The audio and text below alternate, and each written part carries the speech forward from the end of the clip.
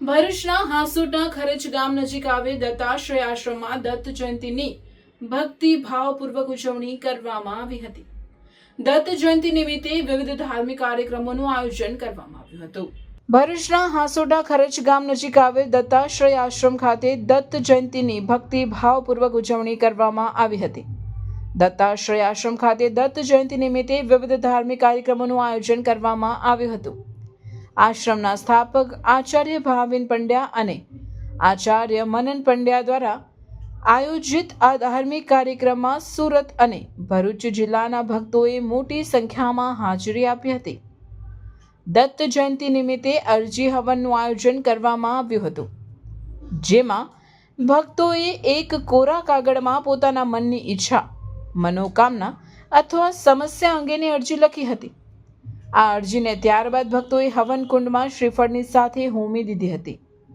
ભક્તોનું માનવું છે કે આ રીતે કરવામાં આવેલી અરજી સીધી ભગવાન દત્તના ચરણોમાં પહોંચે છે અને તેમની મનોકામનાઓ પૂર્ણ થાય છે। આ અંગે આચાર્ય ભાવિન પંડ્યાએ જણાવ્યું હતું કે છેલ્લા 10 વર્ષથી દત્તાશ્રય આશ્રમમાં અરજી પ્રથા ચાલી રહી છે। જ્યારે મનની વાત કોઈને કહી શકાતી નથી, ત્યારે સ્વયં દત્ત ભગવાન સુધી આપણો અવાજ પહોંચે છે। આનાથી સુખમય જીવનની પ્રાપ્તિ થાય છે અને નકારાત્મક ઉર્જા દૂર થાય છે। દત્ત જયંતિ નિમિત્તે સવારથી જ આશ્રમ ખાતે અન્નકૂટનું આયોજન કરવામાં આવ્યું હતું, જેમાં ભક્તોએ ઘરેથી વિવિધ વાનગીઓ બનાવીને ભગવાનને ધરાવી હતી। આ ઉપરાંત ભક્તો માટે સામૂહિક આરતી અને મહાપ્રસાદનું પણ આયોજન કરવામાં આવ્યું હતું। આચાર્ય મનન પંડ્યાએ ભક્તોએ દત્તાશ્રય આશ્રમની મુલાકાત લેવા અને દરેકનું કલ્યાણ થાય તે હેતુથી આ પ્રકારના ધાર્મિક ઉત્સવોમાં જોડાવા આહ્વાન કર્યું હતું।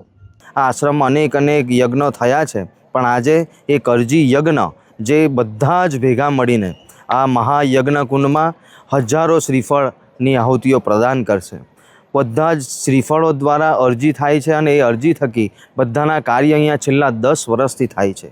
પણ આ વખતની વિશેષ દત્ત જયંતિમાં એવું છે કે ભગવાને આદેશ કર્યા મુજબ ભગવાનની આજ્ઞા સ્વરૂપી એ ક્રિયાથી બધાને સમૂહ અરજીનો એક લાભો મળે છે અને અહીંયા આજુબાજુના ગ્રામોથી જે પધારેલ જે દત્ત ભક્તો છે તે બધા જ ભેગા મળી ભગવાનની દત્ત બાવનીનું પારાયણ, દત્ત મંત્રના પાઠ અને મહાયજ્ઞમાં પૂર્ણતઃ જાતે નમસ્કાર કરી બ્રાહ્મણો સાથે વૈદિક પરંપરાને અનુરૂપ મહાયજ્ઞમાં ભાગ લીધો અને સાથે સાથે પોતાના ઘરેથી બનાવેલી મીઠાઈઓ, વાનગીઓ લાવી ભગવાનને અન્નકૂટનો પ્રસાદ ધરાવી પોતાના જીવનને સુખમય બનાવી દેવોની કૃપાને પાત્રવાન થયા છે।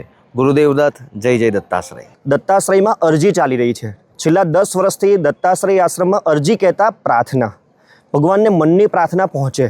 આપણે કહીએ તો કોને કહીએ એવું કહી શકાય, તો એ સ્વયં દત્ત ભગવાન સુધી એ આપણો અવાજ, આપણા મનની વાત પહોંચી શકે, મનવાંછિત ફળની પ્રાપ્તિ થાય, નકારાત્મક ઉર્જા દૂર થાય અને સુખમયની પ્રાપ્તિ થાય, આયુ આરોગ્ય સારું રહે, સમાજ કલ્યાણ હેતુ કાર્યો થતા રહે, ગાય માતાની સેવા થતી રહે અને હિન્દુ સનાતન વૈદિક સંસ્કૃતિ આપણી આગળ વધતી રહે અને નાના નાના બાળકોમાં દરેકના ઘરે ભક્તિ આગળ વધતી રહે એ હેતુથી અહીંયા સામૂહિક અરજી એટલે પ્રાર્થના કરવામાં આવે છે અને શ્રીફળ સ્વરૂપી વૈદિક બ્રાહ્મણો સાથે આના યજ્ઞ કરવામાં આવે છે। તો ચોક્કસથી ખૂબ આનંદ ઉત્સાહ સાથે અહીંયા ભક્તોએ ખૂબ આનંદ સાથે અરજી કરી છે અને ચોક્કસથી ભગવાન દરેકના કલ્યાણકારી કાર્ય કરે જ છે અને આગળ પણ આવા ઉત્સવો થતા રહે છે। આપ પણ જોડાઓ, દત્તાશ્રયમાં આવતા રહો અને દત્ત જયંતીની ખૂબ ખૂબ શુભકામનાઓ। ગુરુદેવ દત્ત, જય જય દત્તાશ્રય।